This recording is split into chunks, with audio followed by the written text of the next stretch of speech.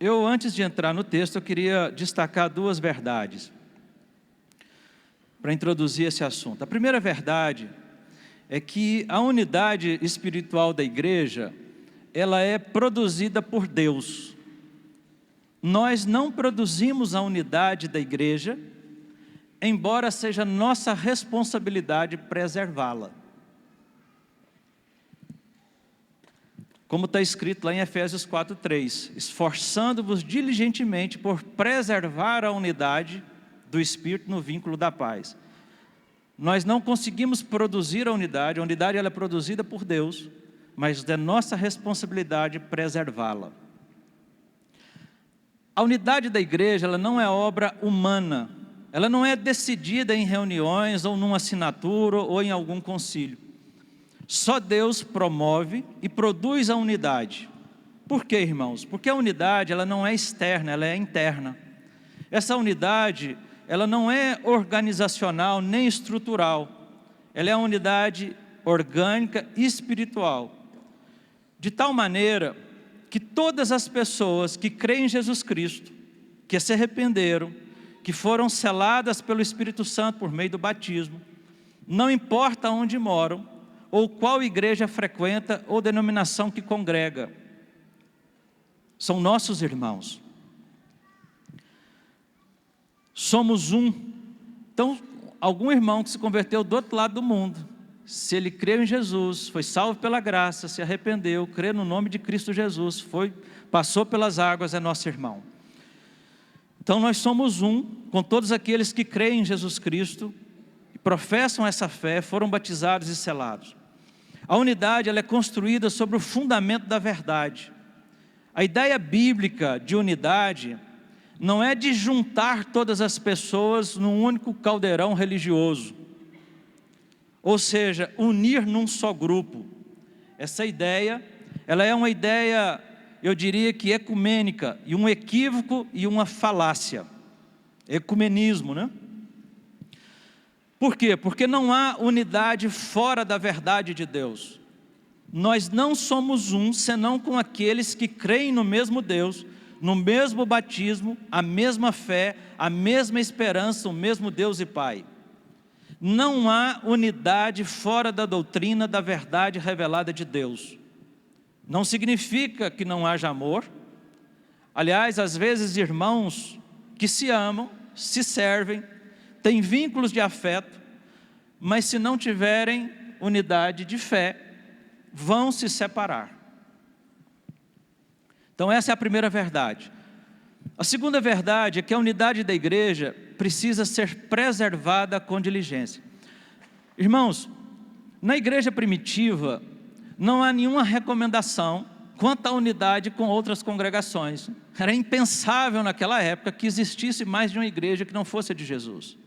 Portanto, nós não vamos achar na Bíblia nenhuma instrução ou recomendação para que a gente se una aos batistas, aos assembleianos, a Maranata. Nós somos um no Senhor, mas não tem como juntar isso tudo, nem tenho da parte do Senhor instruções de como fazê-lo, porque naquele tempo em que a Bíblia foi escrita, não se pensava, embora já naquele tempo já havia reflexos e homens querendo talvez separar e dividir a igreja, mas não havia possibilidade de se pensar que havia mais de um grupo numa mesma cidade. Pois bem, então a unidade da igreja, ela precisa ser preservada com diligência. Então, embora a unidade é obra de Deus, preservar a unidade é obra da igreja, é nossa responsabilidade. E a Bíblia nos encoraja a lutar diligentemente por esta unidade. Então aqui eu já queria te fazer a primeira pergunta. Você se esforça para preservar a unidade? O que está acontecendo aqui na igreja de Filipe? A igreja tinha muitos pontos positivos. Se você lê essa carta, o apóstolo Paulo escreve essa carta elogiando essa carta. Ele diz que essa igreja, ela era a coroa da sua alegria. Essa igreja, ela era parceira do seu sustento na obra missionária.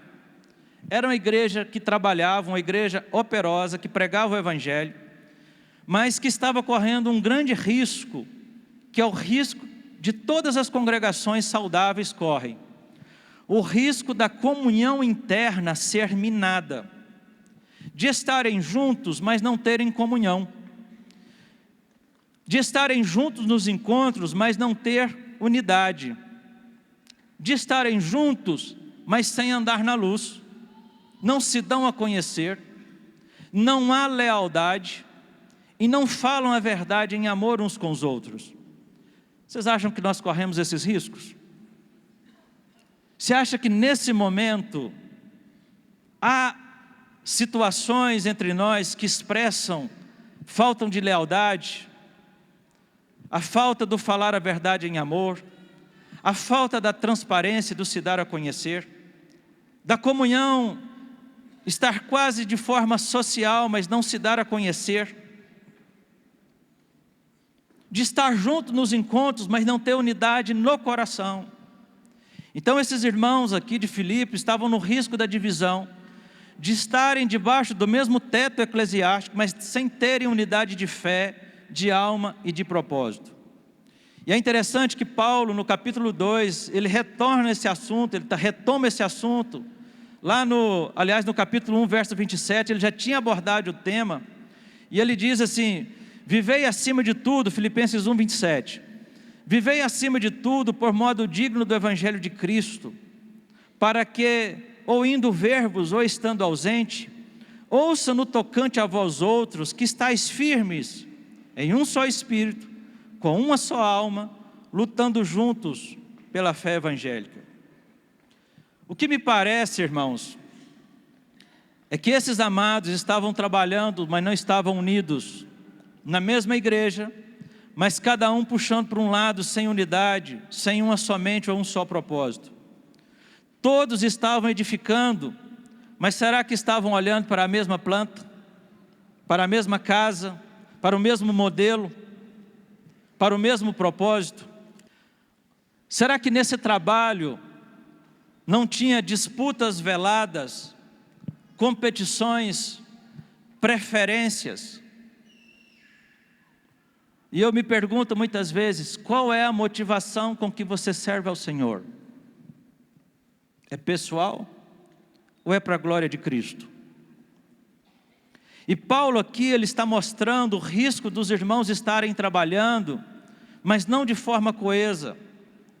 E ele sai de um problema externo para um problema interno. Eu acredito, irmãos, que a igreja em todas as épocas enfrentou e enfrenta ataques externos, como heresias de falsos mestres, falsos ensinos, falsos profetas que tentam se infiltrar na igreja. Você acha que hoje, nos nossos dias, temos falsos ensinos, falsos profetas, falsos mestres?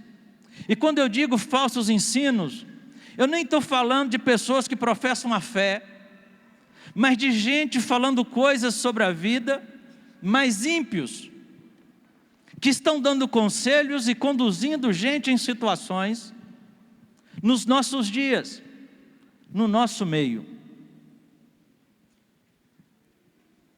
Ou seja, qualquer um que presta ouvidos a pregadores que não conhecemos a vida, ou a ensino de médicos, de um tanto de gente, dos quais nós não temos referências, mas que vêm pela internet, e você não tem como filtrar, ou não tem como discernir sobre isso, você está se expondo a um risco de começar algo no seu coração assim, começa de forma sutil: eu penso diferente sobre isso. E daqui a pouco, corre-se o risco de você estar emaranhado no seu coração.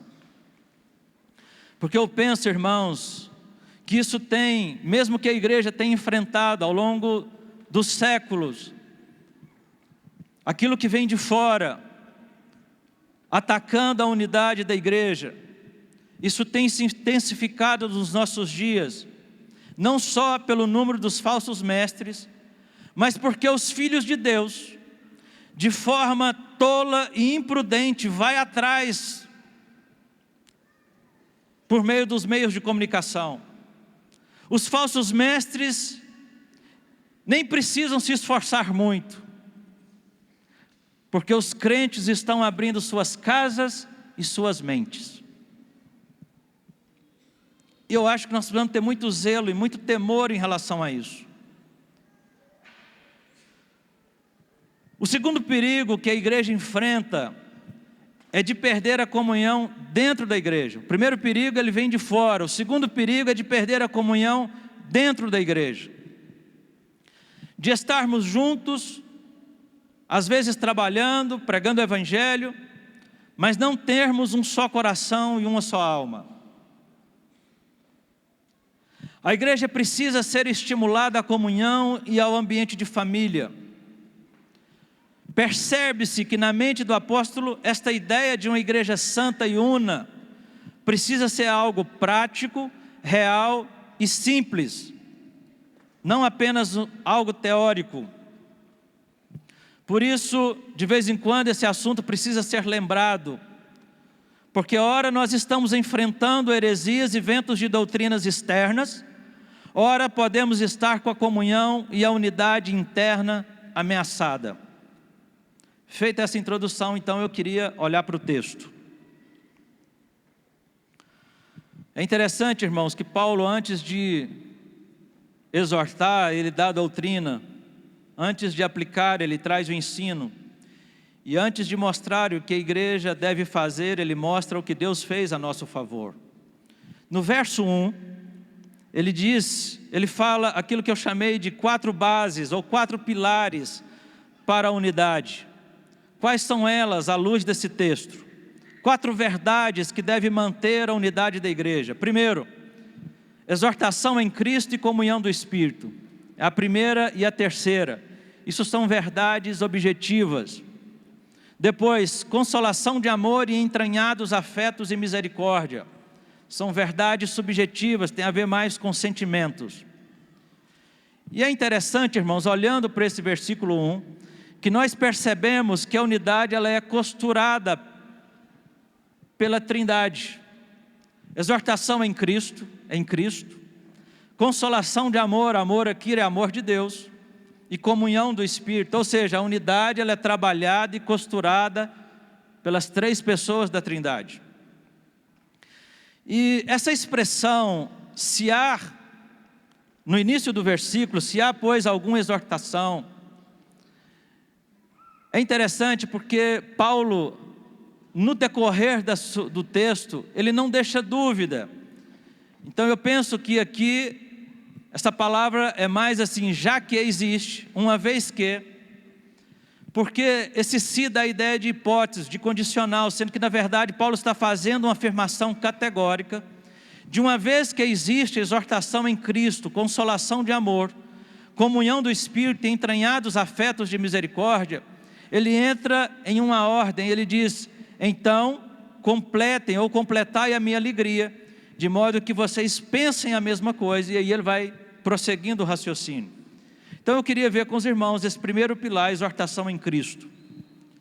Exortar aqui é encorajar, confortar, estimular. Temos sido encorajados e exortados em Cristo Jesus. E isso precisa nos levar à unidade cristã. Se Cristo me encoraja, se Cristo me anima, me enche o coração de esperança e de amor, eu não posso romper a comunhão com meu irmão que também pertence a Cristo e que da mesma forma tem sido encorajado por Ele. Ou seja, eu não posso estar desunido com alguém que está unido a Cristo recebendo a mesma exortação de amor. É ilógico dizer que eu estou em comunhão com Cristo e estar desunido com meu irmão que também está unido a Ele. Não é ilógico? Diga assim, não, eu estou bem com Deus, mas não estou bem com fulano. Irmãos, de acordo com esse texto, essa realidade, ela não existe. Se nós temos unidade espiritual, porque temos a mesma exortação em Cristo, então eu não posso dizer, eu não gosto de você, não me dou bem com você, não tenho interesse de estar com você. Aliás, você tem evitado algum tipo de relacionamento com algum irmão? Se você sabe que determinado irmão vai estar no mesmo ambiente, você tem tido dificuldade? Você tem resistido ao relacionamento? Você tem nutrido no seu coração reservas de comunhão? Pensamentos, impressões que lhe afastam da comunhão? Se você tem nutrido, em nome de Jesus, resolva isso hoje. Porque eu não posso ter comunhão reservada, se não vir apenas algo social, mas não uma comunhão, não a unidade da qual Jesus orou. Se nós vamos morar junto no céu, como não teremos união na terra? Você acha que lá no céu você vai se esconder de algum irmão? Porque tem ranço, tem antipatia, tem reserva, tem impressão ruim? Se eu não consigo conviver com meu irmão aqui, como é que vai ser morar junto na eternidade, se é que vai para lá? Segundo pilar, consolação de amor. Este amor aqui é o amor de Deus por nós, e não apenas o amor que devemos devotar uns aos outros. Ou seja, se Deus me amou e se entregou por mim, como é que eu vou dizer para meu irmão que também é amado de Deus, que eu não vou conviver com ele? Se ambos somos frutos do mesmo amor. Aliás, este é o argumento do apóstolo João na sua primeira carta, no capítulo 3, verso 16, ele diz: nisto conhecemos o amor, que Cristo deu a vida por nós, e devemos dar a nossa vida pelos irmãos. Loucura? Como é que isso soa aos teus ouvidos nessa manhã? Você está disposto a ser e fazer como Jesus? Para garantir a unidade, você está disposto a se doar? A dar a vida pelo irmão? Ou isso parece distante do seu coração? Se sou alvo deste amor de Deus, então serei canal deste amor. O amor de Deus em mim me capacita a amar meu irmão. Você crê nisso? Amém? O amém ainda está um pouco fraco, vamos melhorar. Ou você duvida deste amor de Deus contigo? Deus lhe ama pouco por acaso?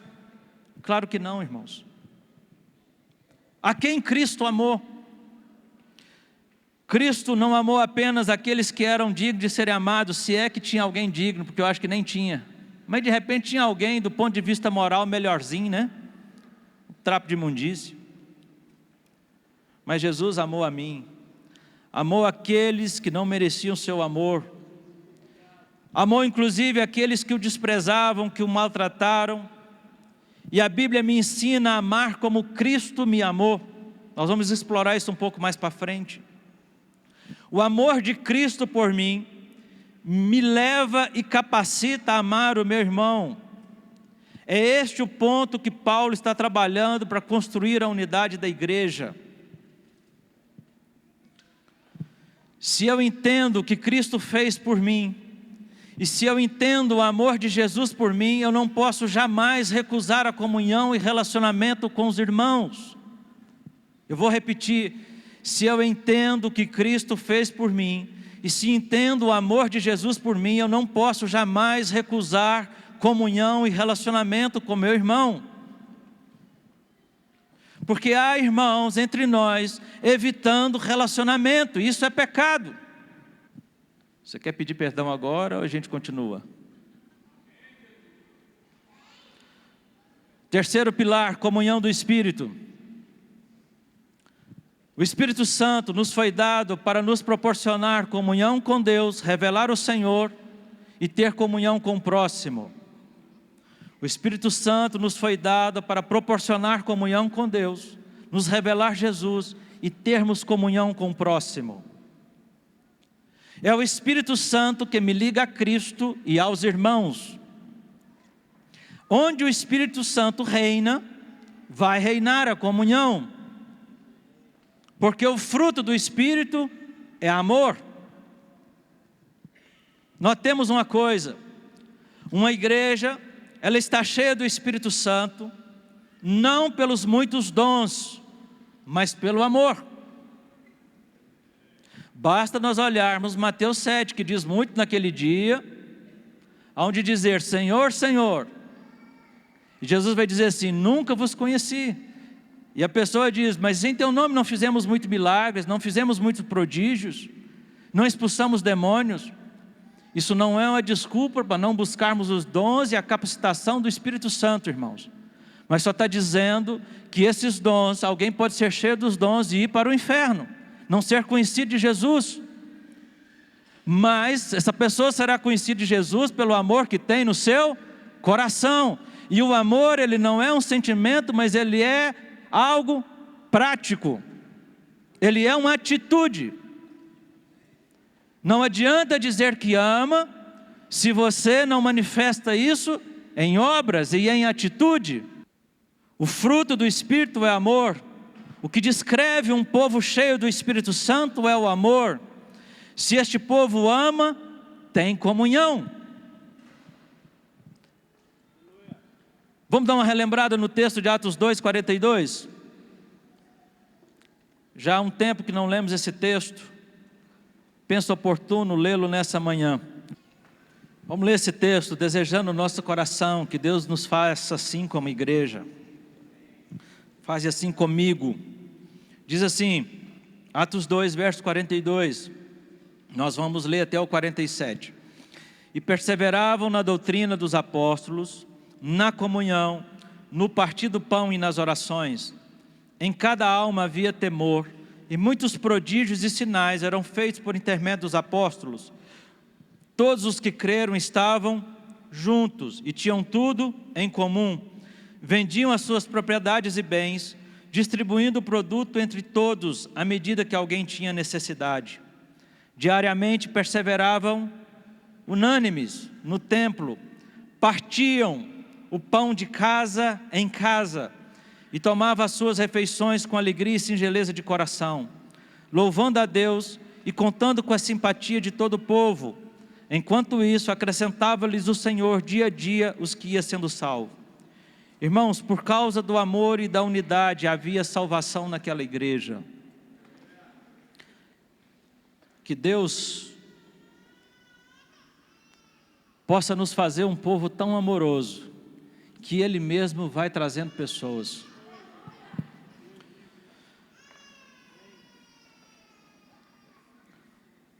O mesmo Espírito que nos liga a Deus, nos liga aos irmãos. Amados, assim como o Espírito Santo trouxe ordem e caos no universo, porque a terra era sem forma e vazia no início da criação, o Espírito de Deus pairava sobre a face das águas, também o Espírito colocará em ordem as nossas desordens relacionais e emocionais. Porque um reino dividido ou uma casa dividida não subsiste. Uma igreja dividida, irmãos com reservas, ela não cresce e nem subsistirá. Aliás, há um outro texto que me traz muito temor no coração, quando o assunto é unidade e amor entre os irmãos. Mateus 5:23 diz assim: se pois ao trazeres ao altar a tua oferta, ali te lembrares de que teu irmão tem alguma coisa contra ti, deixa perante o altar a tua oferta, vai primeiro reconciliar-te com teu irmão, e então voltando faze a tua oferta. Irmãos, unidade e comunhão precede a nossa adoração. Para adorar e ofertar, o coração precisa estar em unidade e em paz uns com os outros.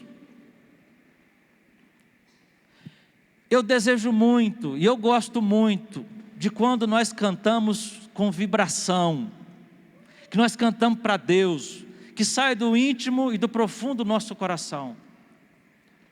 Mas irmãos, que não seja apenas o eco da nossa voz, mas seja uma adoração produzida por um coração que está em plena unidade uns com os outros, amém? para não oferecermos a Deus oferta, e aqui eu estou falando de dízimos e ofertas, tendo reserva uns com os outros. Por quê?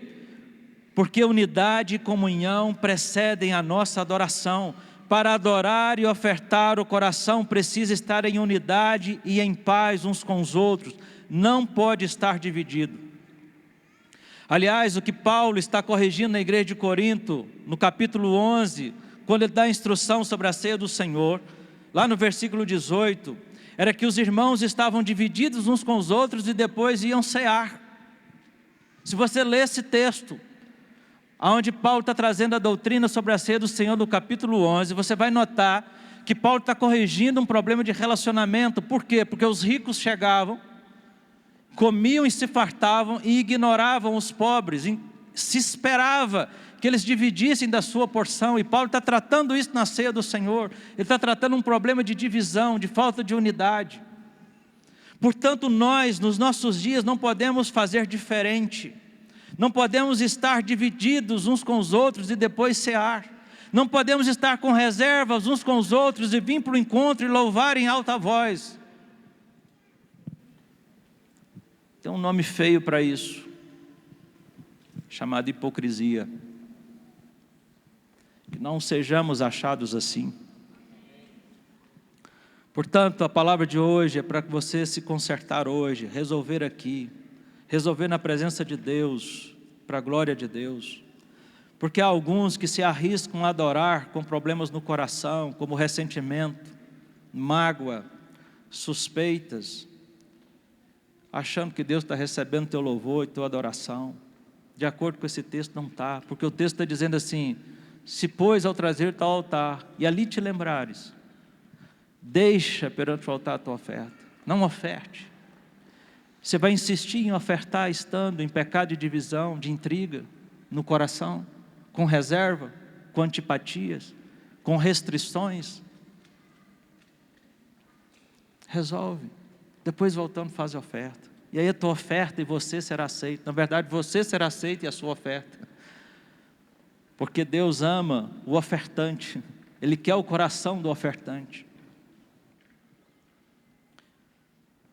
Corroborando ainda com esse raciocínio, Paulo escreve aos Efésios: enchei-vos do Espírito, Efésios 5,18. E como é que a gente se enche do Espírito? Falando entre vós, com salmos, hinos, cânticos espirituais e louvando ao Senhor. Ou seja, falando entre nós e louvando ao Senhor. Ou seja, comunhão e unidade precede adoração. Falando entre, louvando a. Amém? Falar entre os irmãos e louvar a Deus. Quando a igreja está cheia do Espírito, ela tem comunhão e logo em seguida ela tem adoração. De novo, unidade e comunhão precede a adoração. Deus tem nos curado ao longo dos anos da divisão. Por isso, muitas vezes, eu percebo uma adoração um pouco mais entusiasmada, glórias ao Senhor. Mas, amados, nós não podemos permitir que nada atrapalhe essa unidade, porque é em cima desse princípio da unidade que Deus muitas vezes vai manifestar o teu amor e a sua bondade e o crescimento que nós tanto desejamos. Porque aonde os irmãos vivem em união, ali está a bênção do Senhor. É isso que diz o Salmo 133. E também porque se não temos comunhão com os irmãos a quem vemos, como vamos amar a Deus a quem não vemos? A adoração ao Senhor fica prejudicada se não há unidade e comunhão na igreja. Ou seja, o nosso louvor ao Senhor fica prejudicado se os nossos corações estão contrários uns com os outros. Quarto pilar: entranhados afetos de misericórdia. Essa palavra entranhados significa arraigados, introduzido, íntimos, profundos, dedicados. A expressão aqui de afetos, aqui tem a ver com as entranhas, com as vísceras, com o intestino, com o baço, com o fígado, com o pulmão, com todos os órgãos interiores. Os orientais costumam dizer que nós amamos com todas as nossas vísceras, com todo o nosso ser interior. É interessante, irmãos, há uns dias atrás, eu passei por um momento difícil emocional, e logo depois eu fui numa consulta com a nossa digníssima Cassinha, e vários dos meus órgãos estavam fora do lugar, estavam desregulados. A emoção foi tanta que alcançou outros órgãos. Seria estranho falar assim: amor, eu te amo com todo o meu fígado. Mas na verdade, quando o texto está dizendo aqui, entranhados afetos de misericórdia, essa é uma realidade que o apóstolo está mencionando. Tamanha é a profundidade que esses entranhados afetos e misericórdia precisam ser na nossa vida. Porque Paulo junta essas duas palavras que são, do meu ponto de vista, interessantíssimas: afeto e misericórdia. Afeto tem a ver com as emoções mais intensas, e misericórdia tem a ver com a sua atitude de socorrer aquele que está necessitado, quebrado e carente. Ou seja, a unidade da igreja não passa apenas por sentimentos, mas por atitudes. Por isso essas duas palavras são tão interessantes.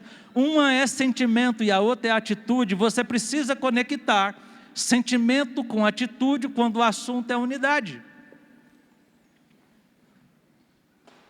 Não basta apenas eu sentir uma emoção forte diante de uma tragédia, ou de algum infortúnio, ou de algo que eu preciso fazer. Eu preciso também ter ações práticas estendendo a mão. Amém? Então Paulo aqui conectou sentimento, que é misericórdia, afeto.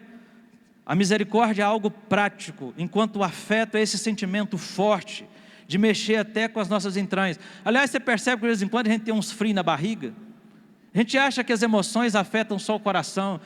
No meu caso, por exemplo, é a espinha. Todas as vezes que eu venho aqui para frente, a espinha dói. Pois bem, então aqui a gente viu os pilares: exortação em Cristo, consolação de amor, comunhão do Espírito, entranhados afeto de misericórdia. Agora nós vamos ver os perigos que afetam a unidade da igreja. E é preciso levantar esses perigos, irmãos. Paulo já tinha falado a respeito, mencionando a igreja de Roma, no capítulo 1, verso 15, 17 de Filipe. Ele fala nesse texto de alguns que estavam trabalhando, pregando, mas movidos de invejas e ciúmes, por discórdias, por porfias.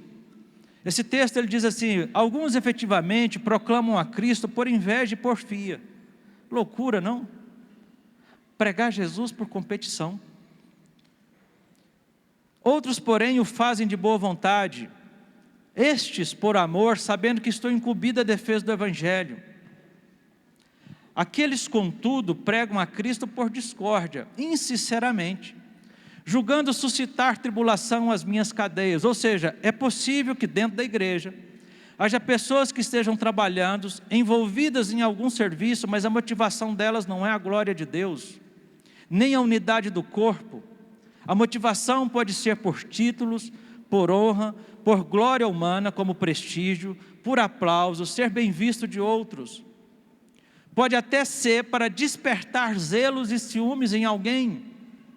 Ou seja, um total equívoco para a unidade e para a comunhão. Agora, o que estava prejudicando a igreja de Filipos? Partidarismo ou vanglória? O que é vanglória? Vanglória é presunção, vaidade exagerada, opinião excessivamente boa acerca de si mesmo. É a jactância, é o convencido, é o orgulhoso. É aquele que se orgulha em demasia de suas próprias qualidades ou aptidões pessoais. É aquele que vai para a frente do espelho e canta: ó, quão grande és tu.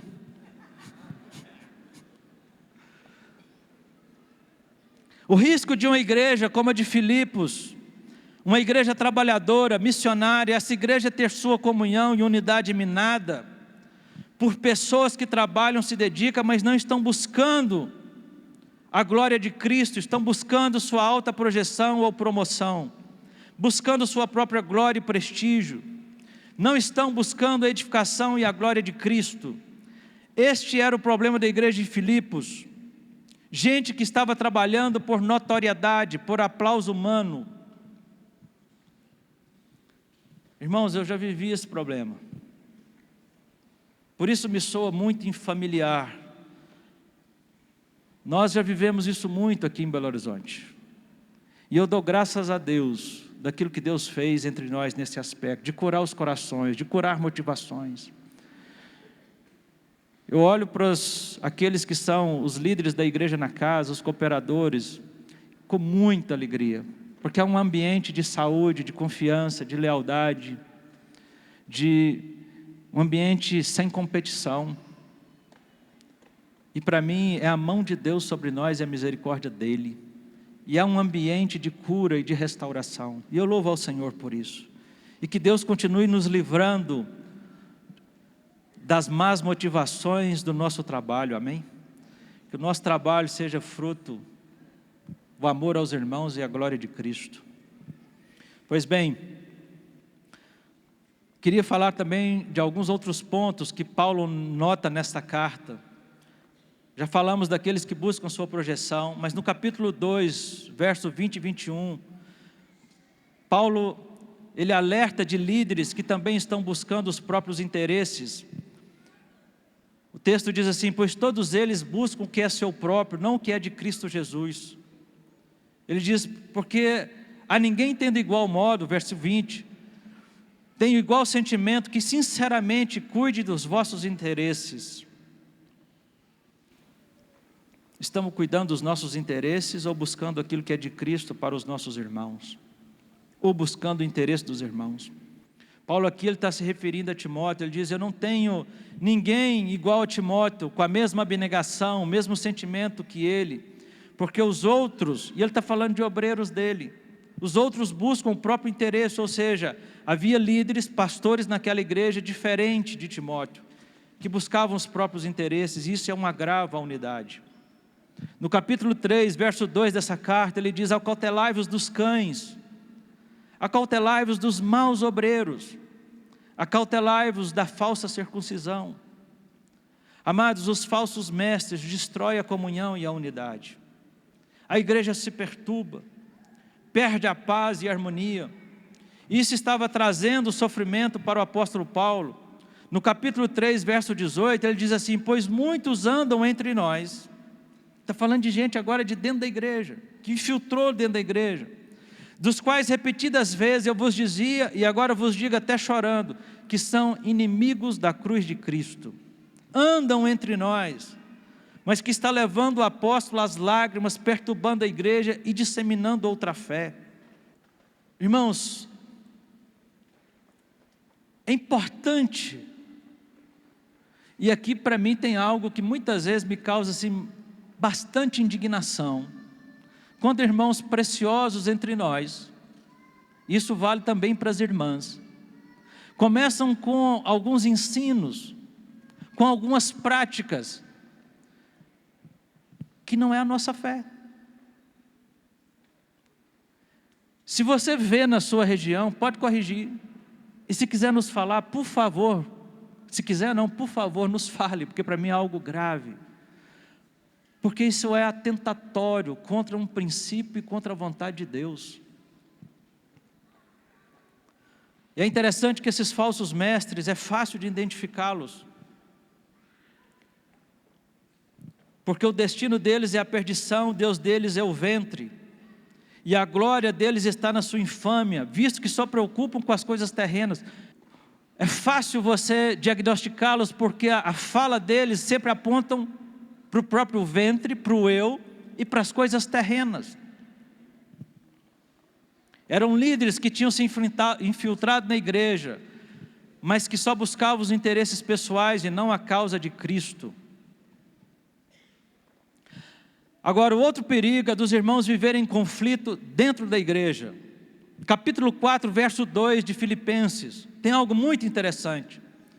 Esse texto diz assim, rogo a Evódia e rogo a Sintique, que pensem concordemente no Senhor. Duas irmãs que Paulo outrora chamou de cooperadoras com ele no Evangelho, na pregação do Evangelho.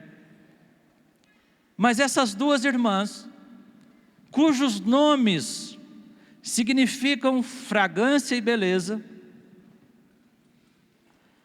e é a única hora em que a fragrância e a beleza não combinam e não se entendem. Curiosamente, quando chegar lá no céu, eu quero saber qual que é a treta que tinha entre elas. Porque Paulo aqui destaca essas duas irmãs, dizendo assim, olha, gente, pensem com concordiamento no Senhor. Eram duas irmãs de expressões na igreja, eram cooperadoras de Paulo no Evangelho, e essas irmãs estavam discordando umas das outras. Eu fico imaginando assim, isso aqui é a minha mente, né? A Cinti que fazia um bazar, a Evódia não participava. Não, eu não vou, é ela que fez, eu não vou. Sei lá, irmãos, o fato é que Paulo nota essas duas, porque não estavam concordando. Agora, se a palavra aqui, pensa em concordiamento no Senhor. Você vê com naturalidade um irmão entre nós dizendo assim, eu penso diferente. Gente, o texto está dizendo aqui, olha, essas duas irmãs, eu rogo para que elas pensem concordiamente. Agora, nos nossos dias, os irmãos se dão à luz e falam assim, não, mas eu penso diferente. Vocês acham que talvez se Paulo fosse escrever a nós, não ia dizer assim, Reginaldo, penso concordemente. Com o Martim, com o Flávio, com todos os irmãos. Eu sei, irmãos, que nas coisas essenciais, nos princípios absolutos, nós precisamos ter unidade. Nas coisas secundárias, liberdade, mas em todas elas o amor. Agora, nas coisas secundárias, essa expressão é uma expressão alguns falam que é de Agostinho, outros do Richard Baxter. Não importa quem escreveu.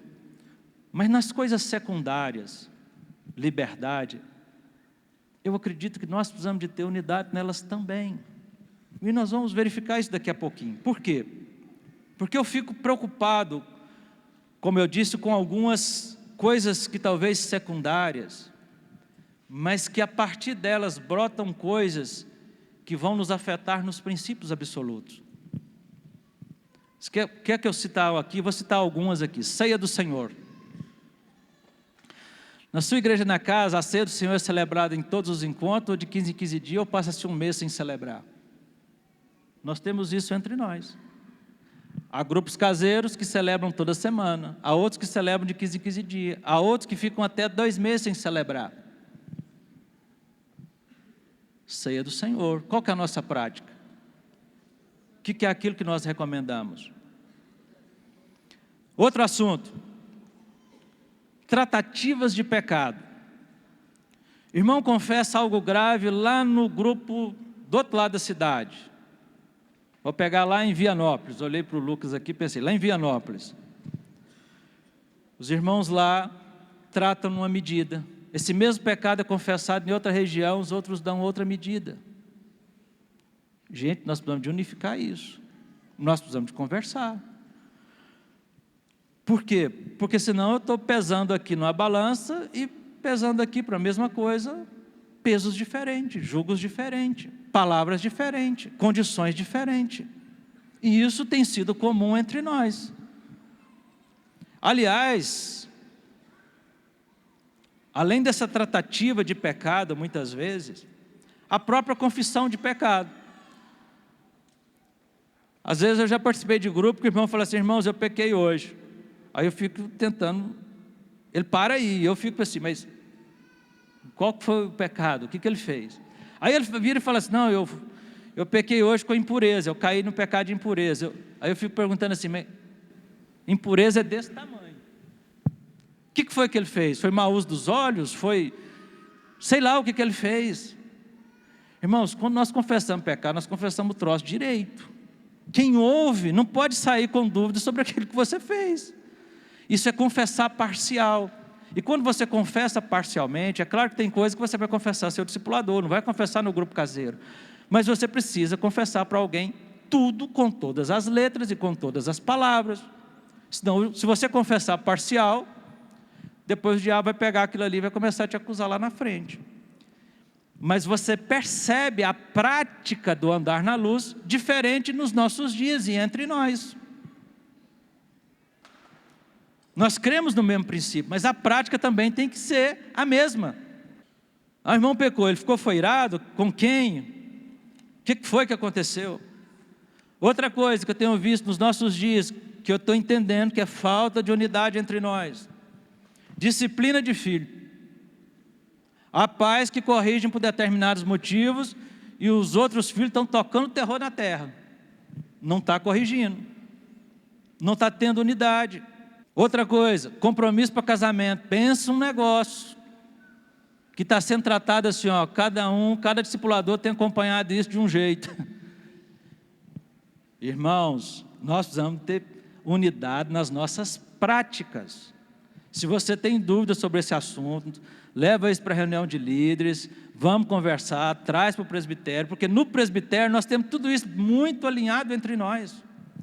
Aliás, irmãos, eu quero dizer para os irmãos assim, que muito das causas que acontecem, problemas no meio dos irmãos, é julgado por todo o presbitério, e há um consenso em todos os assuntos. Essa semana mesmo o Zé estava falando: Reinaldo, me manda aqui o material sobre compromisso para casamento aqui, eu vou ter que ensinar isso em alguém que estava num trabalho de escolas, acho que é o Cici, ou alguma coisa assim, sei lá o que era lá, mas nós estamos alinhados no ensino de todas as coisas.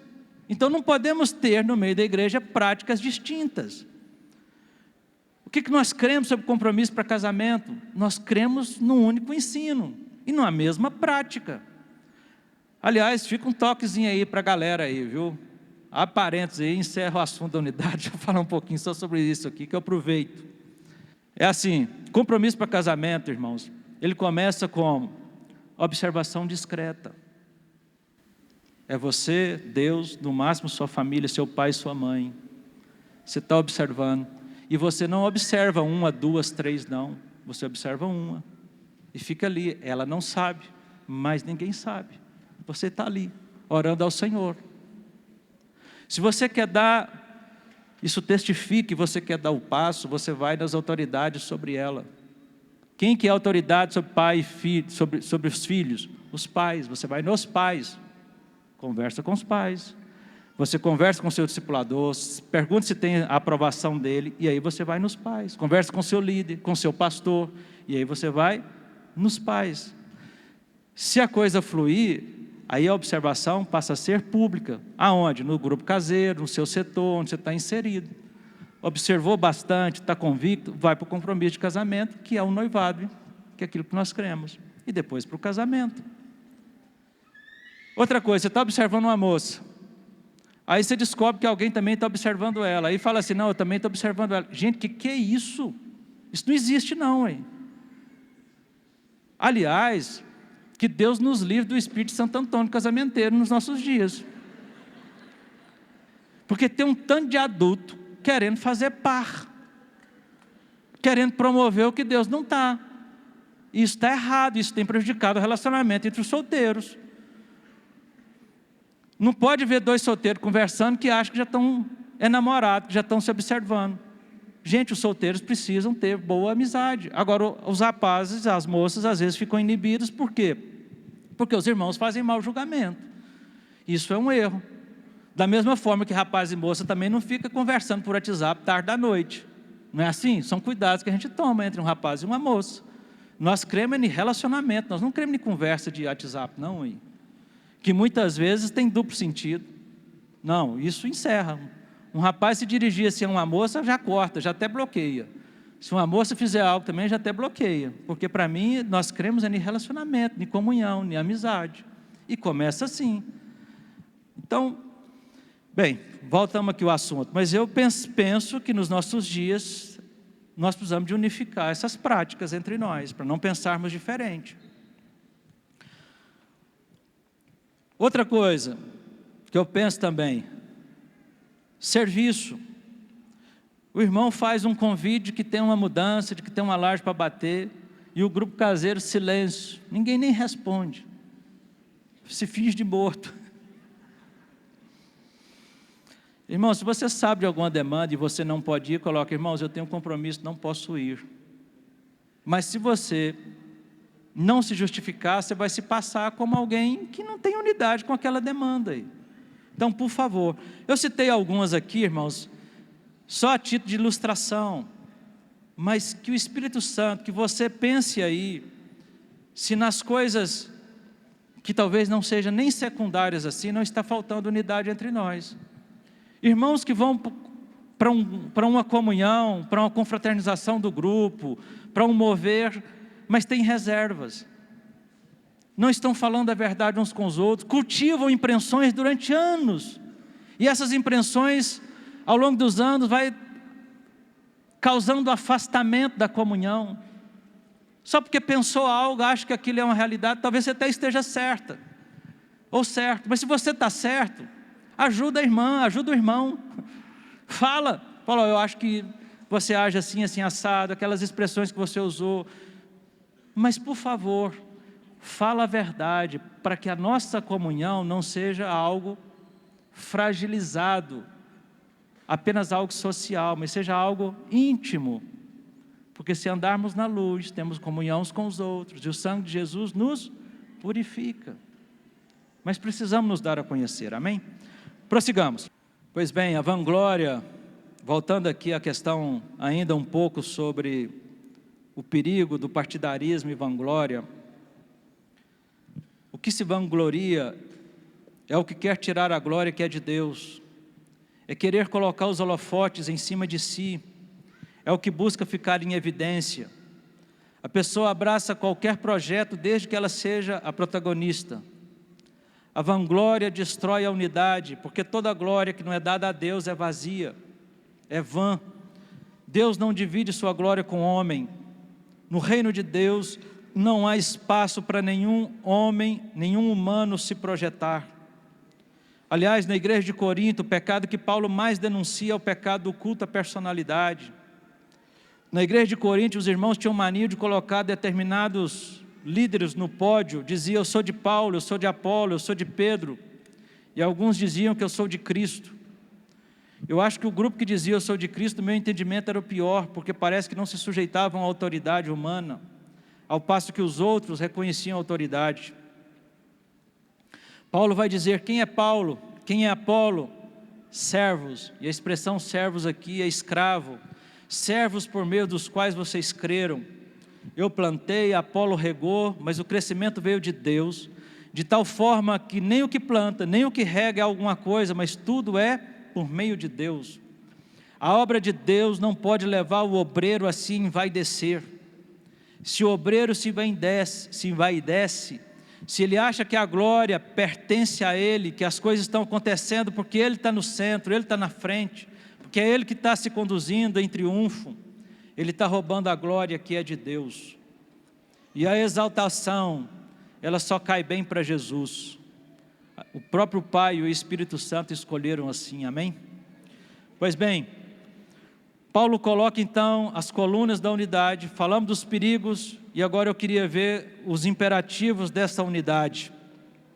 Versículo 2: completai a minha alegria, de modo que penseis a mesma coisa, tenhais o mesmo amor, sejais unidos de alma, tendo o mesmo sentimento. Pensar a mesma coisa, ter o mesmo amor, ser unido de alma e ter o mesmo sentimento. São 4 imperativos. Ele diz: irmãos queridos, completai essa minha alegria. É interessante que Paulo aqui está preso, ele está algemado. Aliás, o apóstolo chega a escrever no capítulo 4:4, alegrai-vos sempre no Senhor, outra vez digo alegrai-vos. O apóstolo está preso, mas ele recomenda a alegria, e ele diz: eu aprendi a viver contente em toda e qualquer situação, e ele ora por esta igreja com alegria, porque no capítulo 1, verso 4, ele diz assim: fazendo sempre com alegria súplica por vós em todas as minhas orações. Por que eu cito isso? Como que um preso pode ser alegre? Paulo está preso e preocupado com a unidade da igreja. Será que ele não deveria estar preocupado consigo mesmo? Mas ele está se preocupado com a unidade da igreja, numa condição onde ele não podia fazer muito, a não ser fazer as recomendações e trazer instruções. Paulo chega a dizer aos filipenses que a sua alegria não estava completa. Ele tem conhecimento, possivelmente por meio de Epafrodito, que a igreja estava em risco por causa da desunião dos santos e a falta de unidade. Ele vai dizer: completem a minha alegria trabalhando a unidade entre vocês. A alegria do velho apóstolo não era a possibilidade de ser solto de ter uma soltura imediata, mas vinha da possibilidade que aqueles irmãos vivessem em unidade. A unidade daqueles irmãos iria produzir alegria no coração do apóstolo. Nenhum pastor terá alegria se no meio da igreja tiver discórdias e contendas. Aliás, eu digo aos irmãos que a unidade de um presbitério é o que traz segurança ao rebanho. Por isso, muitas vezes, pesa sobre o presbitério essa responsabilidade em maior grau. Por isso, há um esforço contínuo de preservar esse princípio.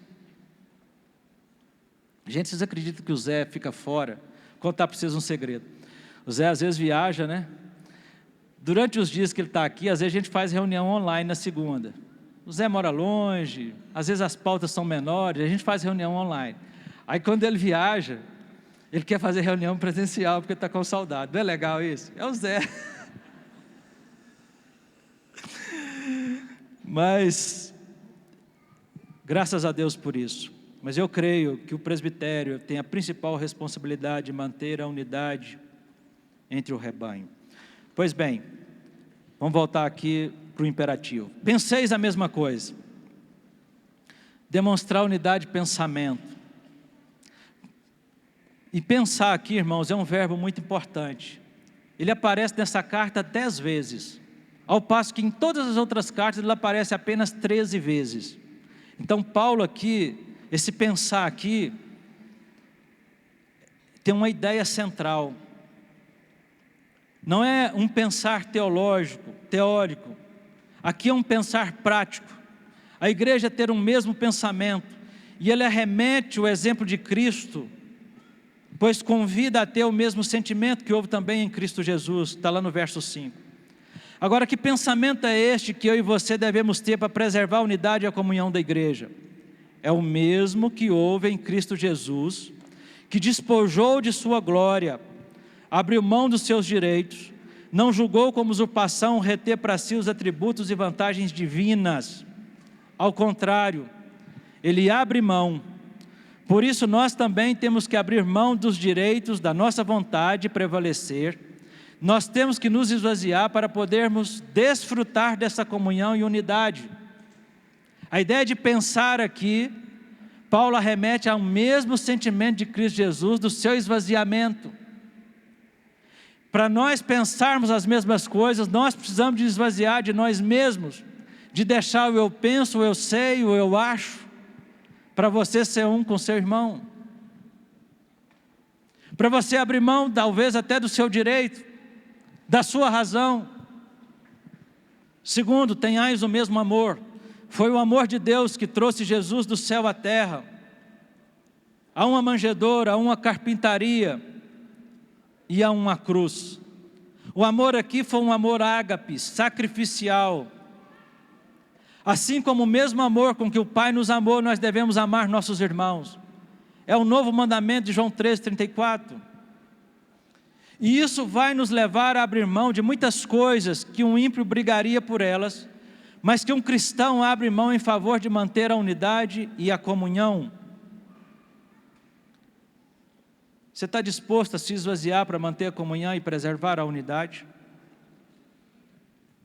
Sejais unidos de alma. O que isso significa? Isso aqui para mim é algo importante e brilhante. Como é que a igreja pode ser unida de alma? Irmãos, o que nos une é o amor. O amor é o vínculo da perfeição. A Bíblia fala de alguns níveis de amor. No Antigo Testamento, a lei dizia que eu tinha que amar o próximo e aborrecer o meu inimigo. Era a lei do revide, da justiça, que você podia retribuir da forma como o outro merece. Depois vem Jesus ensinando que nós devemos amar o próximo como a nós mesmos. E aqui está o cumprimento da lei. Porque, embora via de regra, nós amamos a nós mesmos mais do que o próximo, fazemos o bem a nós mesmos, mas ao próximo nem tanto. Aqui o limite é o amor próprio.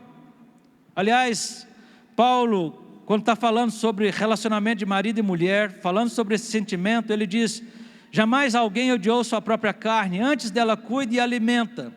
Ou seja, nesse nível de amor, eu nunca vou sacrificar a mim mesmo.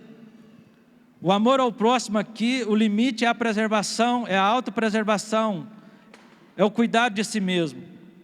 Agora, quando Jesus, lá em João 13:34, ele dá um novo mandamento. Ele diz: novo mandamento vos dou, que ameis uns aos outros como eu vos amei. Esse nível de amor é mais profundo do que o amor ao próximo ou o amor a si mesmo, porque Cristo nos amou e se entregou por nós. Então o amor aqui é amor sacrificial, amor que se doa, se entrega, que não disputa nada, mesmo quando o outro não é digno e nem merece. Porque nós muitas vezes escolhemos a quem amar e servir. Fazer o bem para aquele que merece, entre aspas, que lhe é bem chegado no coração, é fácil. Amar o cordial, amar o solícito, amar o manso, o quebrantado, é coisa fácil. Mas vai amar o destemperado, vai amar o problemático de coração e de alma, que te azucrina o tempo inteiro, você vai diminuir? Ou você vai se sacrificar, vai se doar? Porque agora é novo mandamento, é amar como Cristo nos amou. E como é que Cristo nos amou? Deu a vida. Agora, há um outro nível de amor, que é a unidade, que eu penso que o texto aqui está apontando. E eu diria que talvez esse outro tipo de amor, de unidade, engloba o ser unido de alma, o ter o mesmo amor, o ter o mesmo sentimento. Porque Jesus, ele ora assim: Pai, rogo que aqueles que creem em mim sejam um, como eu e o Senhor somos um, que também eles sejam um. Talvez quando a gente lê isso, a gente pensa assim: apelou, hein? A mesma unidade da Trindade é a mesma unidade que Jesus recomenda que nós tenhamos. Irmãos, isso é a verdade de Deus acerca desse assunto. Por mais inimaginável, por mais distante que você pensa isso no coração, a gente precisa de orar a respeito para ter compreensão e revelação.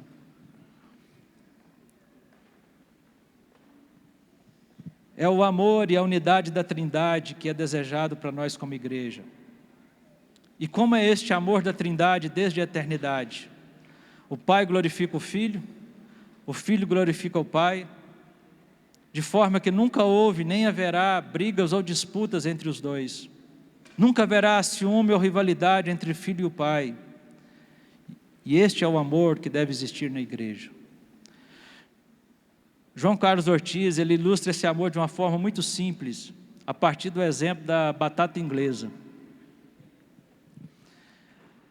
Um pé de batata inglesa, ele pode produzir de 30 a 50 batatas.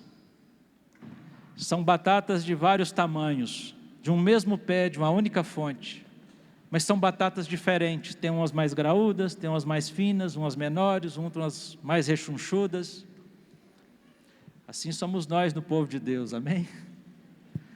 Mas você pega essas batatas, lava essas batatas, elas continuam batatas, mas diferentes do seu tamanho, na sua proporção.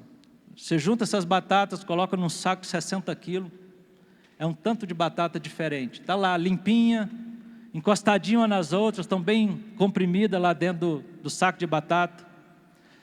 Você leva para casa, mas são batatas diferentes. São batatas inglesas, mas são batatas diferentes nas suas proporções. Agora você pega essa batata, pica ela, você já não consegue mais diferenciar qual batata que era. Se você as amassa e faz um purê de batata, aí você fez unidade. Essa é a ideia da unidade. Esse é o sentimento que deve ter na igreja. Se fundem em amor. Paulo está dizendo que devemos ter esse sentimento. Sejais unidos de alma. Essa é a forma da igreja manter a unidade e a comunhão. Irmão, sabe qual que é a ideia do apóstolo aqui? Uma só alma na presença de Deus. A ideia bíblica é um coração batendo em vários corpos diferentes. Coração de Jesus batendo em vários corpos diferentes, mas um único coração. Essa é a ideia do texto. Ser unido de alma é pensar assim: eu tenho o mesmo coração de Jesus. É o coração de Jesus batendo no corpo, em várias pessoas. Como é que ele bate no seu coração? Está descompassado?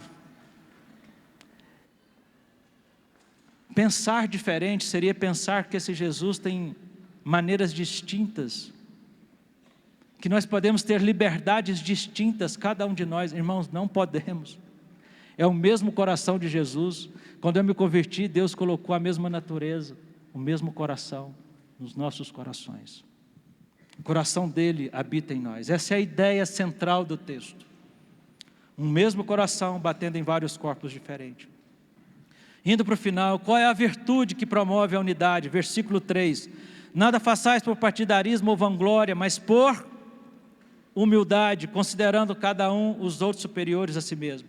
Então nós vimos os pilares, vimos os perigos, vimos o imperativo e agora a virtude que promove a unidade. E a virtude que promove a unidade é a humildade.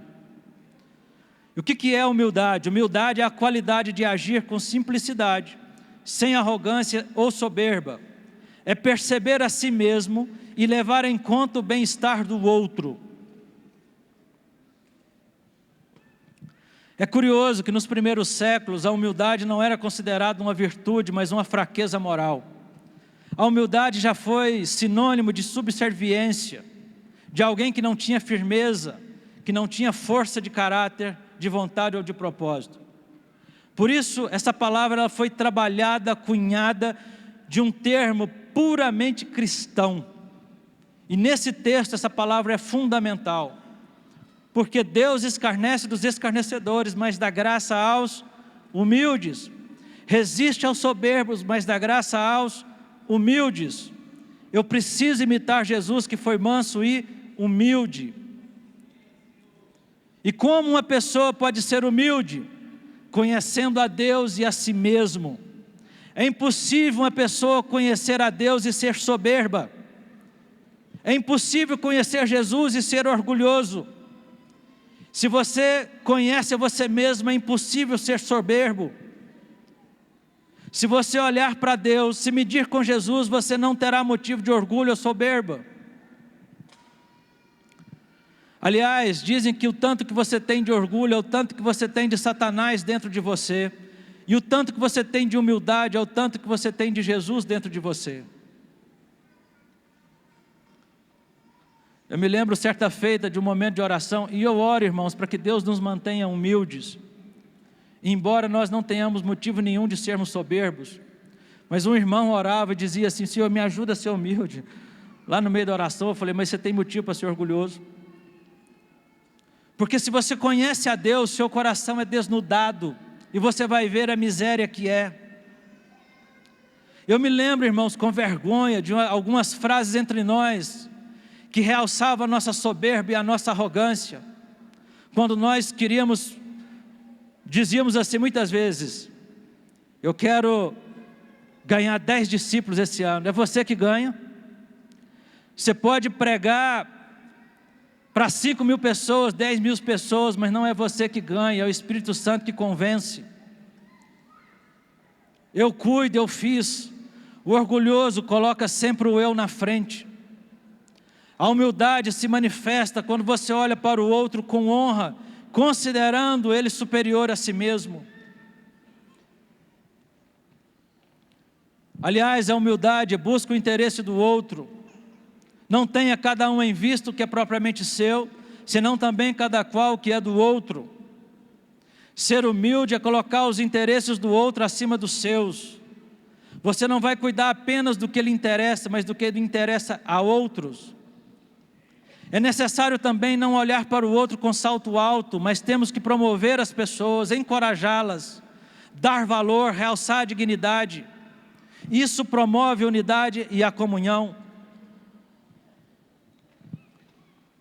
Se você olhar para Jesus, se medir com Jesus, não vai ter motivo no seu coração para se achar. E nos nossos dias tem alguns que acham que descobriu a roda, que são melhores que outros, que fazem melhor do que outros, que pensam mais certo do que outros. Eu queria terminar, irmãos, mostrando o supremo exemplo de Cristo Jesus. Eu considero, irmãos, esse o ponto mais glorioso da cristologia. Eu sei que a vida, a morte, a ressurreição de Cristo, a justiça, destacam-se quando o assunto é sobre Cristo Jesus. Particularmente aqui,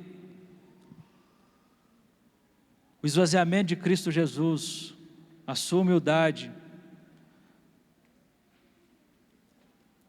Eu sempre olho para esse texto como sendo talvez aquilo que é mais importante na doutrina de Cristo. E é curioso que Paulo não aborda, ao abordar esse assunto do esvaziamento de Jesus, falar da sua exaltação posteriormente ou da sua divindade.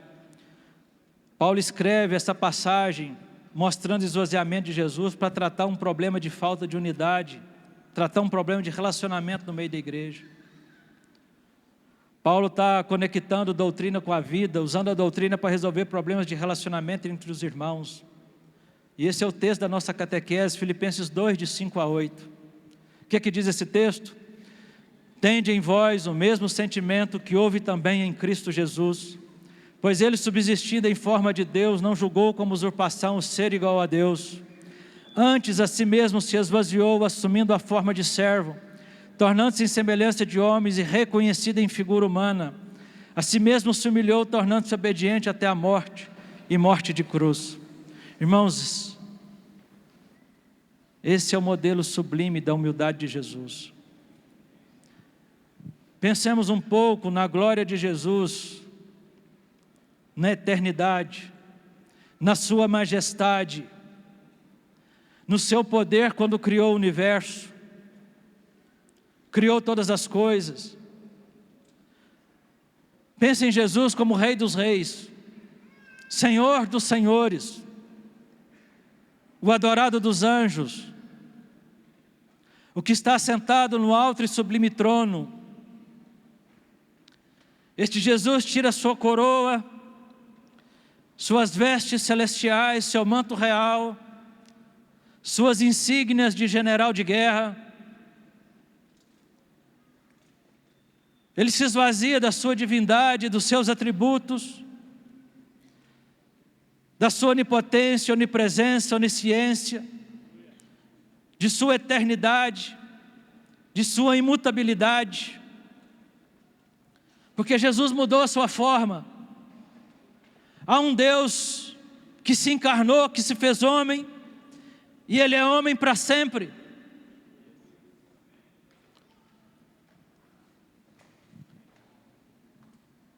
Jesus podia estar em todo tempo e em todo lugar ao mesmo tempo, saber de todas as coisas. Ele abre mão da sua deidade, da sua divindade, onipresença, onipotência, onisciência. Ele vai se esvaziando, é colocado no ventre de uma mortal. Quando nasce é colocado numa manjedoura envolta em panos. Cresce numa carpintaria, crucificado em uma cruz, morrendo no seu e no meu lugar.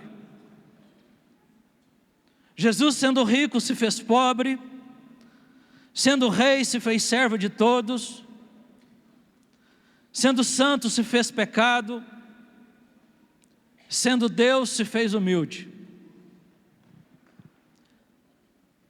Quem somos nós para rotarmos qualquer pensamento, ou sentimento de orgulho ou soberba, ou de qualquer tipo de presunção ou reconhecimento?